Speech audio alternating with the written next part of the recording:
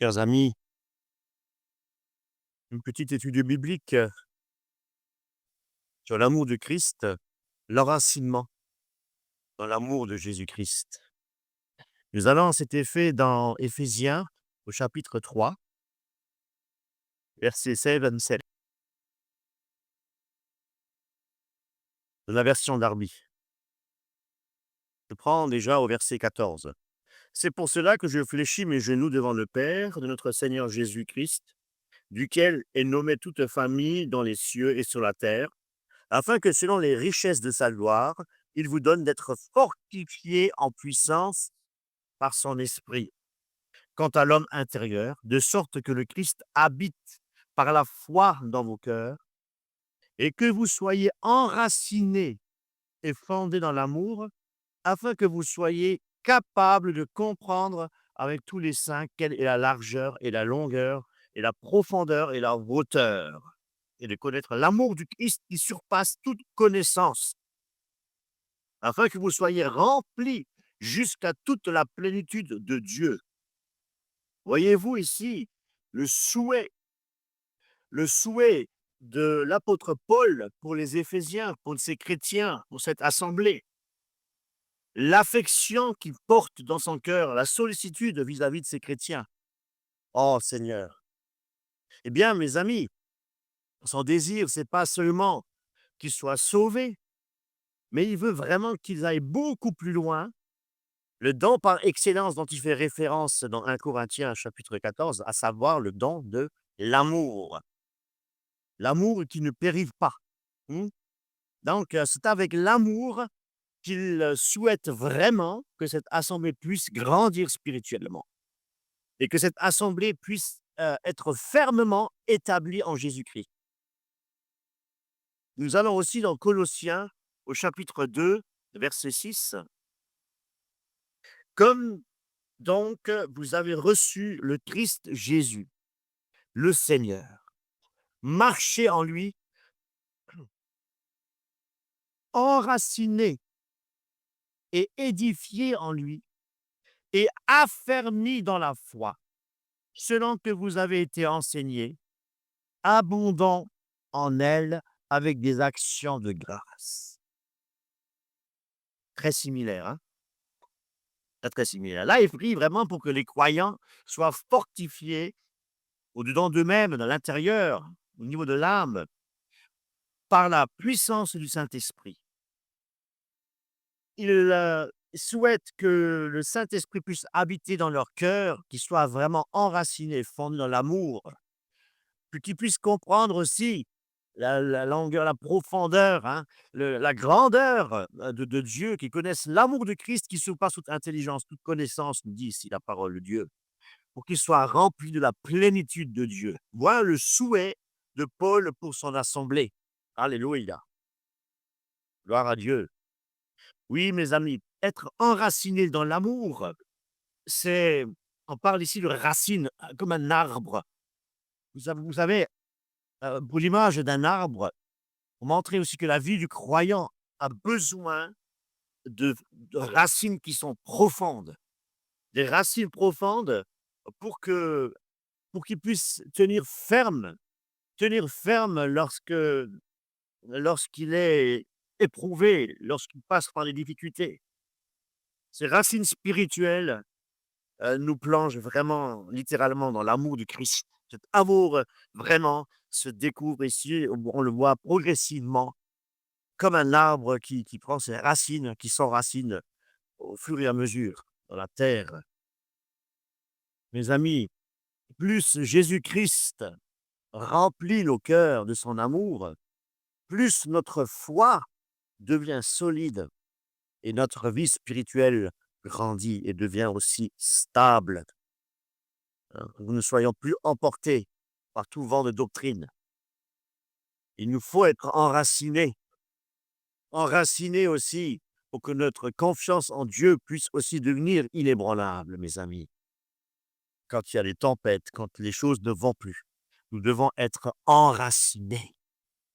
Nous devons être enracinés parce que ces racines-là nourrissent notre foi. Ils nourrissent notre foi. Nos racines spirituelles se nourrissent aussi de la parole de Dieu. Alors dans Jérémie chapitre 17, versets 7 à 8.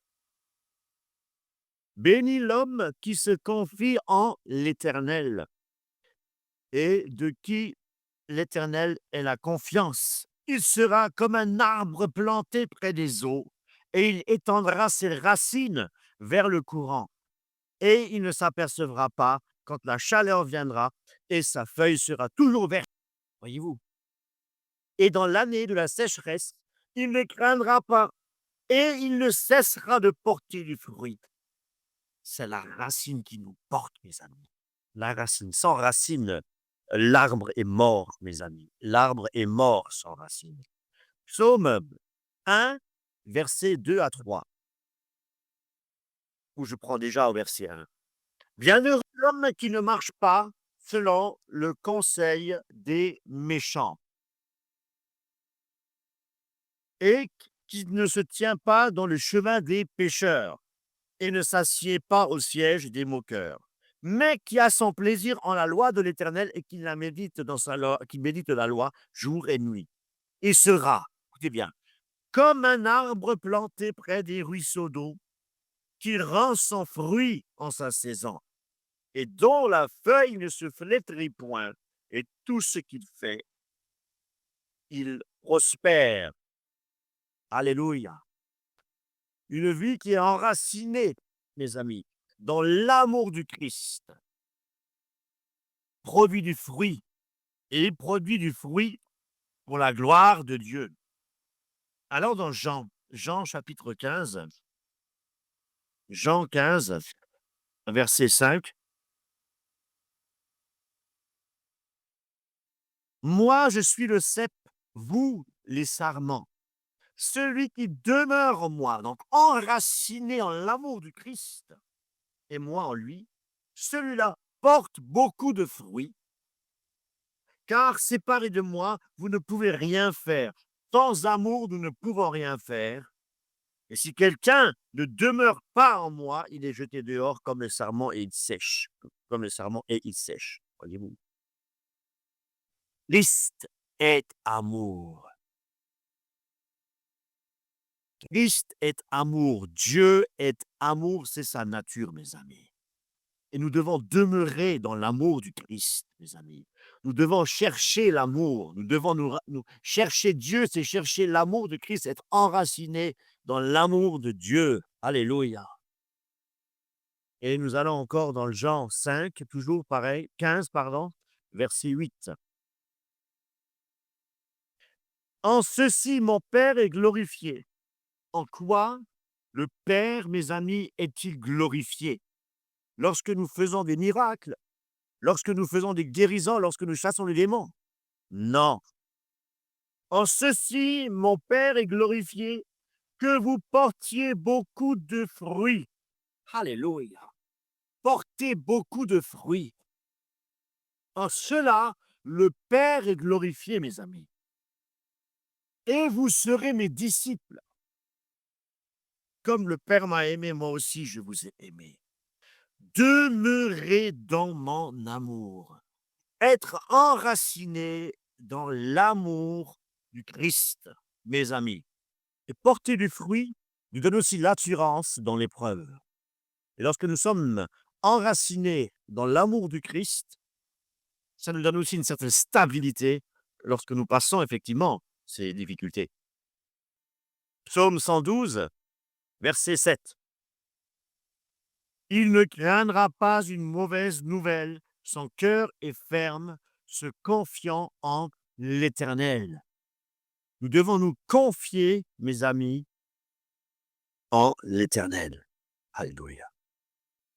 Et si nous nous confions en l'Éternel, notre cœur est ferme, eh bien, nous n'avons plus besoin de craindre même les mauvaises nouvelles. Voyez-vous, nous sommes en Christ en sécurité. Nous sommes cet arbre qui ne craint pas justement cette chaleur ou cette sécheresse qui peut venir subitement à travers des épreuves, à travers des difficultés que nous pouvons rencontrer tous les jours. Nous sommes, protégés et nous n'avons pas à craindre une mauvaise nouvelle. Notre cœur est ferme et nous faisons confiance en l'Éternel. Alléluia. Et de toute manière, le Seigneur nous a donné une promesse qu'il ne permettra pas que nous passions des épreuves qui sont au-delà de nos forces. Parce que Dieu est fidèle à sa parole. Ce que Dieu dit, il le fait. Amen. Être édifié en Christ, pour revenir à Colossiens chapitre 2, versets 6 à 7, nous allons les lire. Comment donc, comme donc vous avez reçu de Christ Jésus, le Seigneur, marchez en lui, enracinés et édifiés en lui, et affermis dans la foi, selon que vous avez été enseigné, abondant en elle, avec des actions de grâce. Ici, Paul nous rappelle que la vie chrétienne ne s'arrête pas au moment où on a reçu Christ, où on a accepté Jésus-Christ comme notre Seigneur, notre Sauveur. Il nous demande ici, il nous appelle à marcher en lui, à être enraciné, donc à grandir spirituellement et marcher chaque jour en Jésus-Christ. Enraciné aussi dans la foi et affermi dans la foi. Amen. Marcher en Jésus-Christ, mes amis, chaque jour, c'est marcher pour être en communion aussi avec le Seigneur, être dépendant au Seigneur et pour être dans sa volonté. Nous allons dans 1 Jean, chapitre 2, verset 6. 1 Jean, chapitre 2, verset 6, verset 5. Mais quiconque garde sa parole, en lui, l'amour de Dieu est véritablement consommé.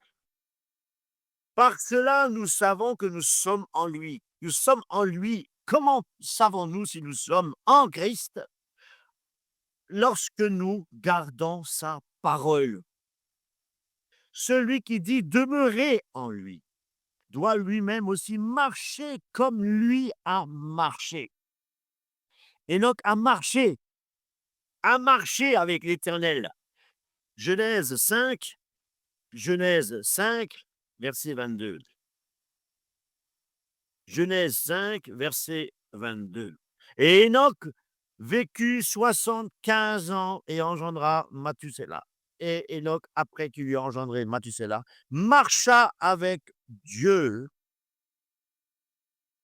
pendant 300 ans. Pour tous les autres, toute autre la généalogie, aucun ne dit qu'il a marché avec, mais ils ont engendré et ils ont vécu, ils ont engendré, ils ont vécu et ils sont morts. Mais là, pour Enoch, il marcha 300 ans. 300 ans, il a marché avec Dieu. Il a obéi. Il a marché avec Dieu, mes amis. Et c'est pourquoi nous devons apprendre à marcher avec Christ. C'est imiter Jésus-Christ. Et cela dans notre vie quotidienne. Et pour imiter Jésus-Christ, nous avons besoin de son Esprit Saint.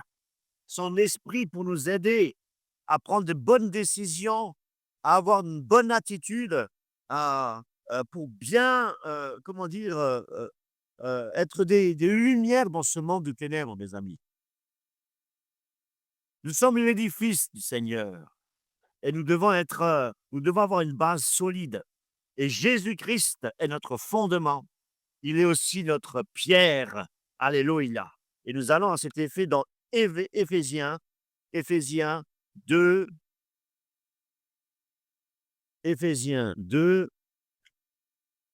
versets 21-22. En qui tous les... Je reprends un peu avant. Ainsi donc, vous n'êtes plus étrangers ni forains, mais vous êtes concitoyens des saints et gens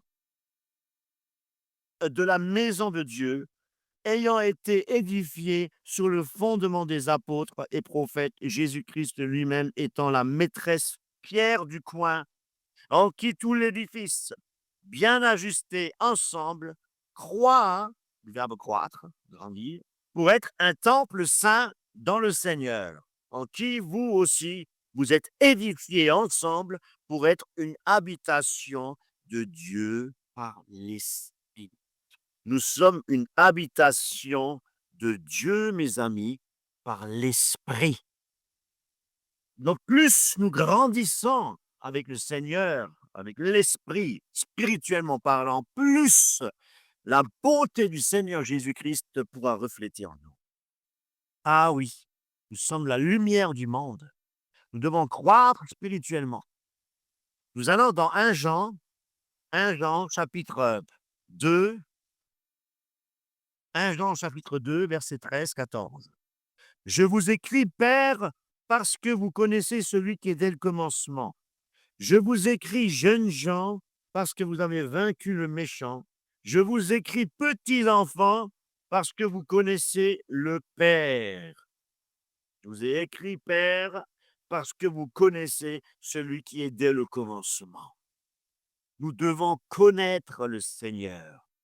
Et pour connaître le Seigneur, nous devons marcher comme Jésus-Christ a marché. Nous ne devons pas rester immatures, nous devons grandir spirituellement. Nous devons réellement avoir du discernement, mes amis. Du discernement. Prenons Éphésiens, chapitre 4, verset 14. Afin que nous soyons plus de petits enfants ballottés et emportés çà et là par toute doctrine de la tromperie, dans la tromperie des hommes, dans leur habileté à user des voies détournées pour égarer.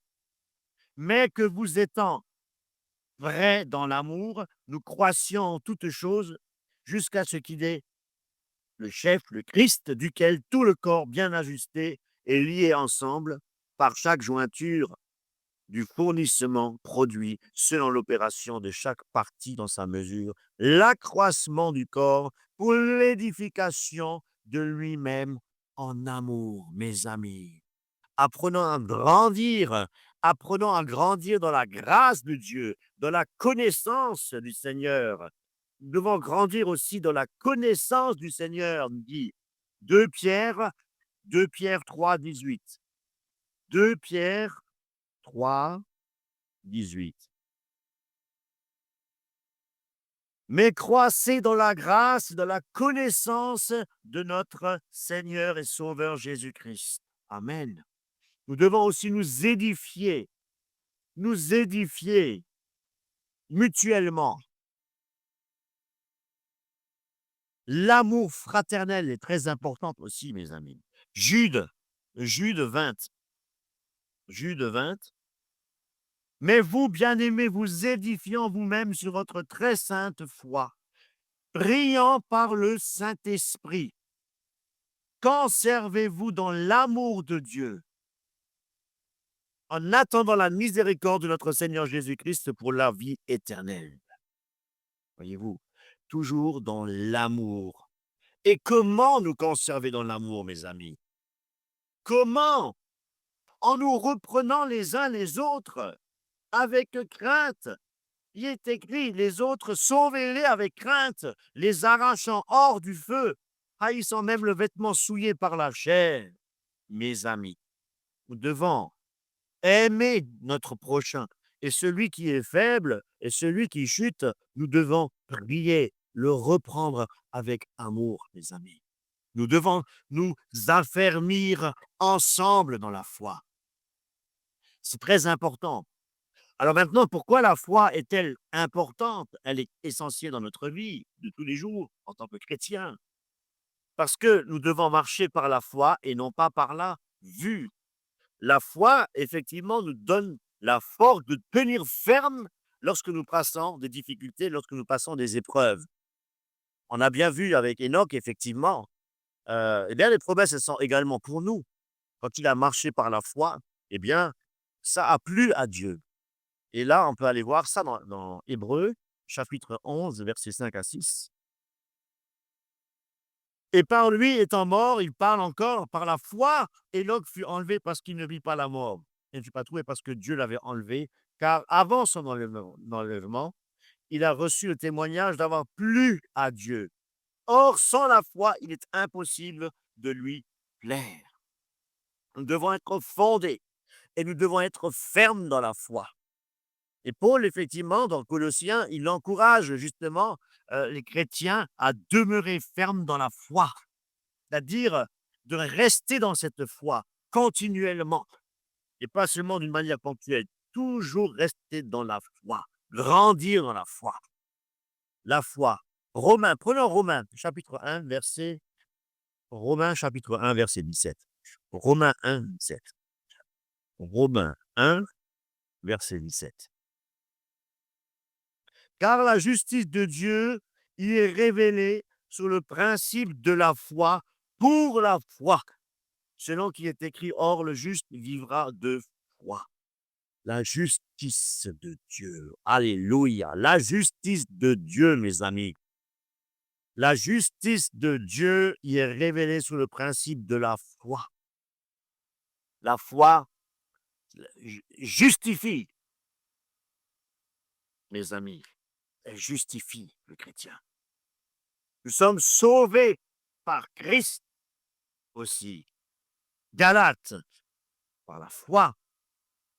Galates chapitre 3. Galates 3, verset 11.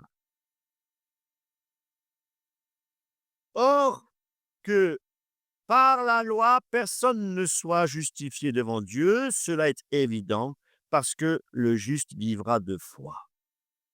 Par la foi. Justifié par la foi. Donc, sauvé par la foi en Jésus-Christ. Justifié par la foi. Amen. Nous allons encore dans Hébreux chapitre 10. Hébreux chapitre 10, verset 38. 39. Or, le juste vivra de la foi.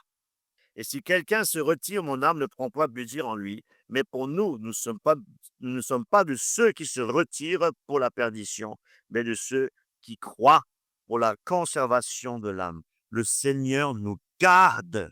Le Seigneur nous garde. Le Seigneur nous justifie. Le Seigneur nous sauve, mes amis. La foi. La foi, mes amis. Alléluia. Et qui est le modèle de notre foi? C'est Jésus-Christ. Il est le chef et celui qui mène la foi jusqu'à son accomplissement, mes amis. Hébreux 12, verset 2. Courons avec patience la course qui est devant nous, fixant les yeux sur Jésus, le chef et le consommateur de la foi. Amen. Le chef et le consommateur de la foi. La foi, mes amis,